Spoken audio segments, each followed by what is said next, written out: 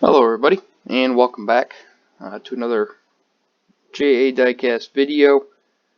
This one we have our fourth episode, I believe, of the iRacing Talk series. Just going to be going over some things, um, some topics of conversation in the NASCAR and racing world, and just talk about them a little bit, kind of get some thoughts out there and discussion. Feel free to comment your thoughts down below in the comment section. I love to talk about this stuff with anybody, so feel free to do that. Make sure you check out the links in the description box. Go follow and subscribe to all those. Don't forget to like and subscribe this one, and we'll get into it here. We're practicing here at Martinsville, and just say that. So, first thing, we're going to start off with the recap of the iRacing Invitational this week. It was at Dover. I should have been at the real Dover if they had it, but Rona didn't allow that to happen. But it was at Dover, and the winner was William Byron for the second or third time. I honestly don't remember. I wasn't able to watch this one. I wasn't home. Also, you might have noticed I didn't stream yesterday or have a video, so I just wasn't home. That's all it was. But I'm not completely interested in the Pro Invitational anyhow. So William Byron won. Anthony Alfredo won the Saturday Night Thunder, I believe. And I don't know anything about the IndyCar event that they have. So there's that. Well, that'll bring us to our next topic, actually. I was trying to think of how I would transition, but that'll bring us to our next topic.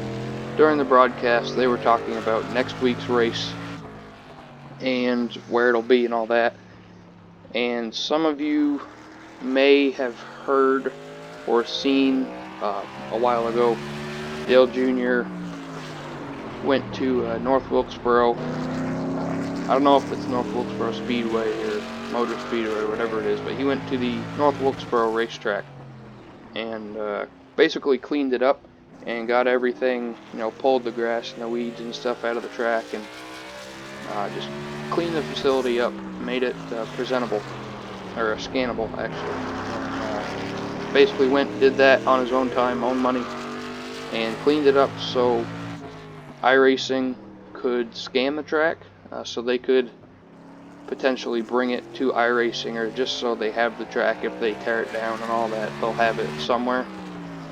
So he did that a while ago, but in the broadcast for yesterday's iRacing event, they announced that next weekend, which is so it'll be May 10th, I believe, maybe May 9th. But next weekend's iRacing event will be held at North Wilkesboro. So that's going to be pretty cool because it hasn't really been seen recently, and especially not on iRacing. So another thing, maybe this will kind of be the introduction for North Wilkesboro on iRacing. It might be released to everybody soon, and if that's the case, that'll be pretty cool. Just another track that they're bringing, so never going to say no to that. But that's it, I believe. I don't think I'm leaving anything out about the Pro Invitational or the North Wilkesboro stuff. The next thing I want to talk about, one of the most obvious, so last week's episode, I usually record these on Sunday night, and that's what happened with that one, and so that's why it wasn't as updated or as current as it could have or should have been. Basically what happened, I recorded Sunday night, and everything was the way it was, and then Monday late afternoon, I want to say it was, that is when CGR Chip Ganassi Racing announced that Matt Kenseth will take over the 42 for the rest of the year if we go back racing. So that was just, and I had uploaded the video like 3 hours before he announced it. So I didn't go back and re-upload a new one or anything like that. So I just decided I would talk about it and mention it here. But yes, Matt Kenseth, new driver of the 42. If we go racing, which that'll bring us right to our next one. It sounds like we are. Unless something changes within the next couple weeks, we will be going racing. I'm going to talk about the revised schedule here in a minute, but just to touch up on Matt Kenseth, this is the second time he has come out of retirement to pull a part-time ride. The first time was for Roush Fenway in the 6. What happened? For some reason I'm blanking on what happened with the 6. I can't even remember for the life of me right now. Maybe I'll think of it. But this is the second time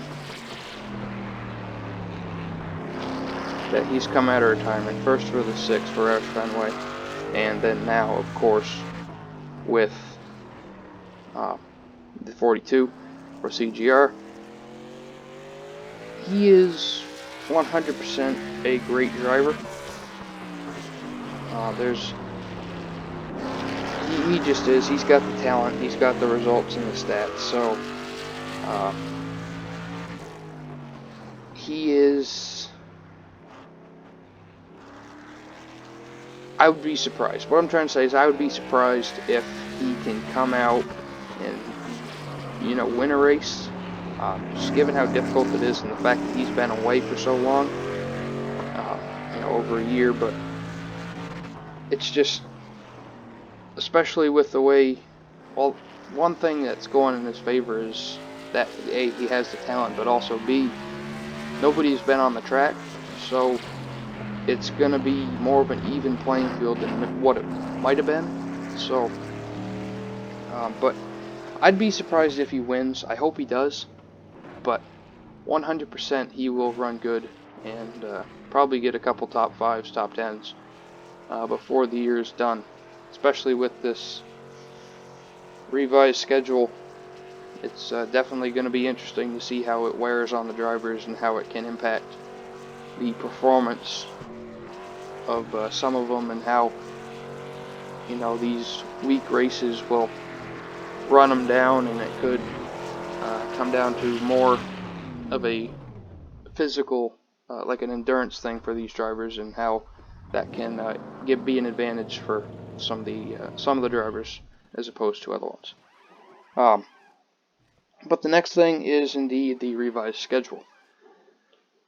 NASCAR, what day was it? Last Wednesday or Thursday, I think. Might have been Friday. I don't even remember. But I think it was Thursday. They announced that they are going to attempt to resume the season and make an attempt to get back to racing after late March, mid-March, around there, when they were about to run the truck race at Atlanta, and then all of a sudden they said, we're running, we're good, we got everything the way it needs to be, and they were about to run the race, and then news came out. They said fans cannot attend. And then, like, a couple hours after that, maybe a day or so, I don't even know, they were like, yeah, we're just going to suspend the season, and there will be no racing until further notice. So, they're making a return on May 17th at Darlington. That's their goal, to get going right now, try it out, see what they can do. They're still planning on getting the full season in. There has been some rumors that some tracks might lose their race, just to try and make sure, they can get the full season. But it's also, each state is different and individualized, so one state could be completely different from the next, and it could be next on the schedule, but they won't be allowed to go because of the state's restrictions or laws or whatever it is. But so the schedule that they released is Sunday, May 17th, they're attempting a Cup Series race at Darlington. And then on Tuesday, May 19th, they're going to try and run an Xfinity Series race. Then on Wednesday, May 20th, again, Cup Series at Darlington. And then Sunday, Cup Series at Charlotte. So right there within a week, you've got 3 Cup races. From Sunday to Sunday, there's 3 Cup races. Then the next week, Monday, Xfinity at Charlotte. Tuesday, Trucks at Charlotte. And then Wednesday, Cup at Charlotte. Now, this is a big step, getting back to racing. And it's awesome. I can't wait for it. It's been a long time coming to finally get the cars back out on the track, especially after only being able to run, what was it, 4 races, I think? And but even though they're going back to racing, I don't know how it'll impact the sport. There will be no fans at these races. It'll be strictly, teams and staff and everything like that, security. Probably a little bit of media. I don't know how that'll go. But I lost my train of thought. The impact. Fans won't be allowed, so the tracks won't be making as much money, and that'll mean the sport won't either. So how it'll impact the tracks, the towns they're in, and the sport itself is just, it's going to be interesting to see how it plays out. Hopefully it doesn't hurt it too much, but a big part of these tracks existing and still hosting races is the fan attendance and the fan revenue. So you got to wait and see what's going to happen, but I'm on edge about racing without fans. But nonetheless, I am excited to finally see cars and trucks back on track. Sucks that this has lasted as long as it has, but I think iRacing is definitely kind of war on the drivers, and they're ready to get back just as much as the fans and teams and staff are. So,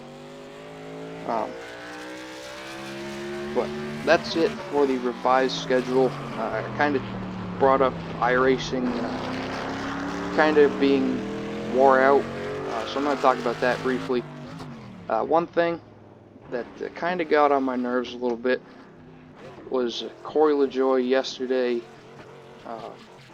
I don't remember exactly what it was. I'll see if I can find it. It was on his Instagram story, and so it might be gone, is what I'm saying. Let's see here. No, it's here. So he was showing a replay of, looked like the cars checked up in front of him, and he just ran into the back of another car, and they wrecked. And he said, "I love video games, period." Like, the period's trying to show how sarcastic he's being or something, that kind of thing. And I get it. It's not a real car, and I understand that. But, there's nothing anybody can do about that right now. So why are you trying to be smart about it? Like, I'm sorry, I want to race just as much as you do. I want to get back to the track just as much as you do, but, at the same time, I'm sorry, you have a cup ride, I don't. So, when you go back to the track, you'll be fine. Your car's going to be there, everything's going to be normal for you. So why make this comment? And then the next one, he said post video game recap. And it's just arrogance. I know he's probably meaning it as a joke, but it comes off as arrogant. It's just like, yeah, it's not the real thing, but it's the next best thing, and it's real for a lot of people. It's the only form of racing that a lot of people have because it's so expensive and they can't pay for it and they can't get a shot and get, noted or publicized and spotted and all that. So iRacing is the only way that they can do this. This is the only way that they can race. So I get that you're a big time NASCAR Cup driver and you haven't won a race, and I get that you want to get back to the track, and I get that you don't necessarily take the Pro Invitational seriously, which I can't blame you for because it is a wreck fest. But I don't see the point in those comments, and it's arrogance to me.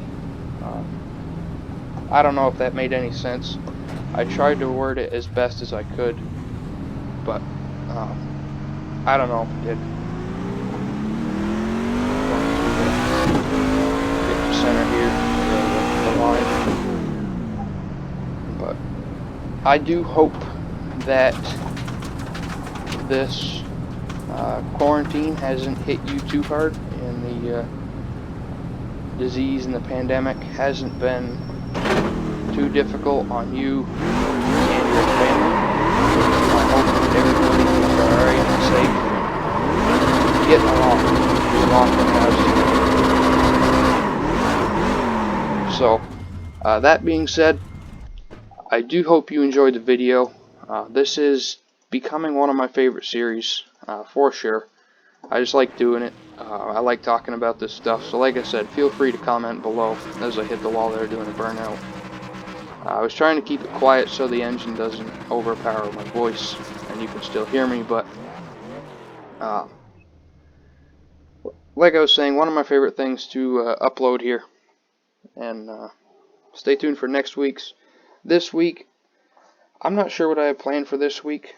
No diecast as of right now coming in, so there's still a possibility that I record one that I already have, but I'm going to try by Tuesday, but Wednesday at the latest, to get a good Martinsville race, which is one of my favorite tracks, probably my favorite track to race, probably one of my best tracks, if not my best.